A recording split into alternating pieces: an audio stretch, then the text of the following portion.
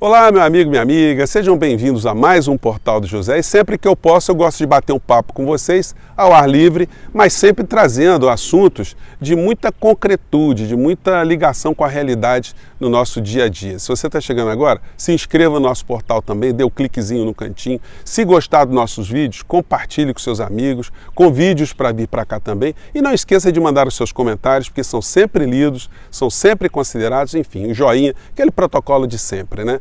Hoje eu quero trazer para vocês alguns fatos que são extremamente positivos e nos trazem um otimismo. Não que eu seja romântico, acreditando que de uma hora para outra a situação na civilização mundial vai melhorar. Não, o processo civilizatório ele é lento, nós somos aqui uma pequena passagem no meio dessa história tão grande, né? Mas é importante a gente dar a nossa contribuição. Muitas das coisas que a gente vai deixar como legado, a gente não vai conseguir usufruir, mas não importa, a gente está fazendo o melhor porque a gente acredita que é importante ajudar com que as coisas caminhem para o bem, que a gente possa ajudar que o homem seja mais feliz, seja mais humano, possa cada vez mais fazer jus a ter nascido, cada vez mais contribuir para um mundo melhor, enfim. Eu tenho certeza que você acredita nisso também, é por isso que a gente está aqui no nosso portal. E eu quero chamar a atenção de alguns episódios que começaram especificamente numa data, né? Dia 20 de janeiro de 2021, que foi a posse do novo presidente norte-americano. O que isso representou para o mundo? Muita gente ainda não se deu conta. Gente, nós cruzamos um marco importantíssimo. E temos que continuar, depois de ter cruzado esse marco, na mesma direção, que foi essa derrota do ex-presidente Trump e também, na sua sequência, o banimento da figura das grandes redes sociais, dos grandes conglomerados. E, por consequência, toda a nutrição que ele dava aos grupos que surgiram como cogumelos, né, ao longo desse tronco tão apodrecido. E essas redes começam a perder também cada vez mais espaço na civilização. E aqui no Brasil a gente teve o reflexo disso e o fato mais concreto foi a retirada do ar desse grupo aí do pessoal da Terça Livre. Eles vão se organizar, eles vão tentar, enfim, continuar ainda trazendo novos elementos para manter a insanidade que eles conseguiram construir no nosso país. Mas a insanidade, ela está sendo agora combatida não por pessoas comuns ou por situações intuitivas, não. As estruturas das redes sociais perceberam, assim como um grande laboratório repleto de ratinhos, que se os ratinhos começam a comer uns aos outros, tem uma hora que não sobra mais ratinho ou não sobra o que controlar. Minha sobrinha hoje de manhã cedo, ela comentou comigo um episódio que aconteceu num reality show desses aí que você já sabe que eu estou falando, né? Onde teve lá uma situação, um conflito, uma briga, enfim, o cara foi excluído ou se excluiu, uma coisa assim. Isso tem a ver com esse nosso papo, porque essas estruturas, elas são montadas, mas elas têm regramentos que precisam ser cumpridos para que o próprio modelo do negócio ali, a própria razão de existir do negócio, não acabe. Então, se todo mundo pode fazer alguma coisa dentro do ambiente que está sendo parcialmente controlado ou bastante controlado, vai ter uma hora que o descontrole ele vai acabar ultrapassando o domínio ou vencendo qualquer tipo de controle que seja possível ser feito em cima de uma estrutura como essa. Assim são as redes sociais também. Se percebeu que os elementos desagregadores com as fake news, com as mentiras e mentiras que retroalimentam mentiras, isso causa uma grande perturbação civilizatória. E não é por outra razão que esses grupos identificados estão sendo banidos, porque eles são os ratinhos contaminados, os ratinhos doentes que perturbariam a manutenção desse status quo, dessa estrutura de poder que sempre favoreceu grupos econômicos, mas mesmo os grupos econômicos precisam de um tipo de ordem para perpetuarem-se, né? Gente, vocês imaginem como era na época da escravidão. Era o mesmo tipo de ideologia controlando a sociedade, controlando segmentos e, sobretudo, reprimindo e mantendo seres humanos em cativeiros. A elite que sempre manteve esse tipo de estrutura, ela está viva no Brasil, está viva em vários lugares no mundo. Felizmente, dentro dessa boa nova, que é a retirada dos ratinhos contaminados, os ratinhos doentes das redes sociais, isso vai continuar a acontecer, nós temos a exibição, nesse tipo de situação, de um conflito de classes histórico, né? Hoje, enquanto eu estou falando com vocês, está acontecendo eleições lá no Equador. São eleições onde o modelo neoliberal que massacrou o povo equatoriano, agora nesse último ano, mais de 2 milhões de equatorianos foram jogados abaixo da linha da miséria no Equador, que é um país que tem quase 20 milhões de habitantes, mais ou menos isso. E eles hoje vão certamente eleger um novo presidente, o favorito lá, o André Ruiz, ele tem 35 anos e parece que vai ganhar as eleições, se bobear, ganha até no primeiro turno. Isso vai representar a derrota de um modelo, mas é um modelo que tem uma oligarquia de ultradireita que quer manter o sistema de ultradireita que massacra a maior parte do povo equatoriano no poder, como foi na Bolívia. Também houve um conflito de classes, onde as elites de Santa Cruz de la Sierra, de La Paz, queriam que se mantivesse no poder os golpistas que fizeram ali a usurpação do poder, já rapidamente colocaram toda a política econômica da Bolívia em direção aos interesses transnacionais e deixou ali o povo boliviano escanteado. No Chile, o modelo neoliberal está sendo absolutamente confrontado com as manifestações de milhões de pessoas que a gente viu no ano passado, no ano retrasado. Eles vão ter agora uma Assembleia Constituinte e o modelo econômico no Chile também vai ser balançado, vai ser modificado, mas as elites chilenas também querem manter essa mesma estrutura. Tem sido assim em vários países ao longo da história. Se a gente for entrar na Venezuela, nós vamos ver que a Venezuela, ao longo da história toda, também foi comandada por elites que não se importavam com o povo venezuelano. Com a ascensão de Hugo Chávez na Venezuela, se teve uma modificação dessa balança. Obviamente que o modelo capitalista, o sistema capitalista mundial, os governos que sempre usufruíram do petróleo venezuelano, não gostaram disso. E fazem uma campanha permanente para destroçar o governo venezuelano, não porque eles querem direitos humanos ou democracia na Venezuela. Quando você olha o sistema norte-americano, qual é a razão, qual é a legitimidade que eles têm de falar em democracia em qualquer outro país? Eles querem roubar o petróleo do povo venezuelano.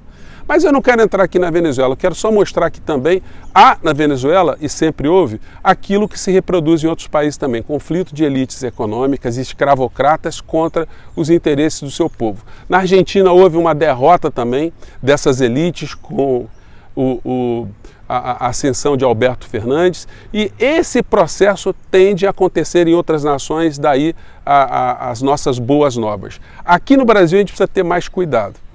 Porque se nós fizermos avaliações equivocadas sobre o processo político, a gente oferece ao adversário, a esse grupo que nutre tanto os grupos de ultradireita, os grupos econômicos no Brasil, a gente oferece a oportunidade deles ficarem mais um mandato. E aí é preciso ter muita responsabilidade nessa hora.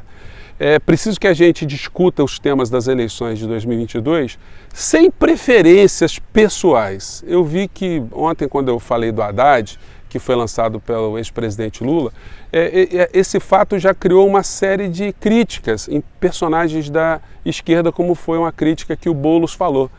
Uma coisa muito básica, é hora de colocar um nome agora, sem a gente estudar quais são as condições que a sociedade brasileira está passando nesse momento. Será que a sociedade brasileira acabou com todo o preconceito que tinha em relação à esquerda e, sobretudo, ao ex-presidente Lula e a quem ele possa vir a indicar? Gente, a gente tem que entender que o Brasil ele funciona como... a gente tem que tratá-lo, melhor dizendo assim, como se fosse uma criança. Uma criança que fosse capaz de levar uma mensagem para o outro lado de um grande canal, de um grande oceano, de um grande mar, para levar boas novas, para levar uma mensagem que libertaria o nosso país, libertaria o nosso povo. Então, se você está com seu filho na beira do mar ali, e você percebe que ele sabe nadar, que ele pode chegar até a metade com tranquilidade, mas você não tem certeza que ele vai chegar do outro lado, você vai querer que seu filho pegue essa mensagem para arriscar desse modo? Ou você vai tentar ver, dentre os filhos que a gente tem, ou das crianças que a gente possuir, que a gente tiver às nossas mãos, quem está mais preparado para vencer esse obstáculo? Quem estudou melhor, quem pode receber mais sopros, quem pode receber mais incentivo, quem pode receber algum tipo de apoio, inclusive de pessoas ou de agentes que sempre atuaram de forma contrária. Se a gente não fizer esse exercício, a gente vai entregar o nosso país, a nossa criança nesse oceano e ela vai se afogar novamente.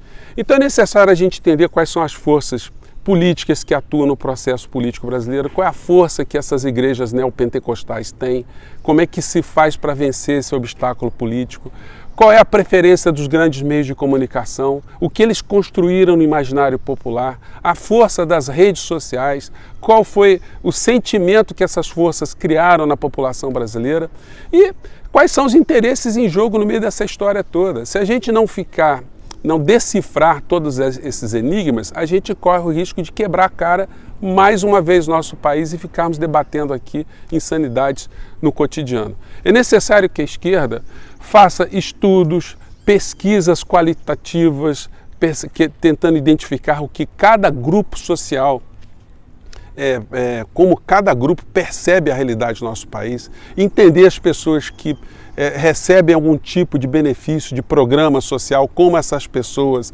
reagem politicamente, eleitoralmente por conta desse programa. Enfim, a gente precisa analisar objetivamente o que pensa cada setor da sociedade brasileira para estabelecer uma estratégia, um programa e uma sensibilização da maior parte dos brasileiros. Se a gente não fizer isso, a gente agora agarrar nome e é com esse que eu vou e não vamos modificar e não vamos fazer absolutamente nada para retirá-lo do lugar, está passando a moto aqui, mas vamos seguir em frente aqui.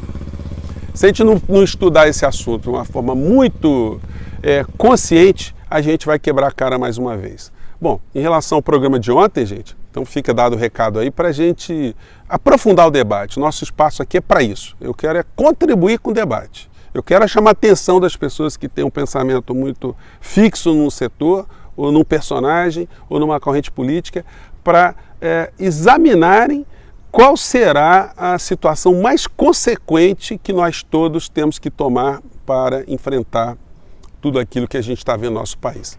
Uma questão que precisa ser observada também é como funcionarão as Forças Armadas no meio dessa história toda, porque as Forças Armadas foram corrompidas de uma forma crucial. A gente está vendo esses generais dentro do governo Bolsonaro e eles espelham o que de pior a gente tem dentro das Forças Armadas, né? A fala que eu coloquei para vocês do general Mourão, que tem que ter um projeto no nosso país de combater o comunismo ateu, para que o comunismo ateu não entre nas nossas casas, isso dá conta para a gente de quão essas pessoas são mal formadas e elas são desorientadas ou até estão a serviço de estruturas que beneficiam grandes setores aqui no nosso país, né? De repente, esses generais todos terem virado, né, generais neoliberais, gente, a motinha passando mais uma vez aqui.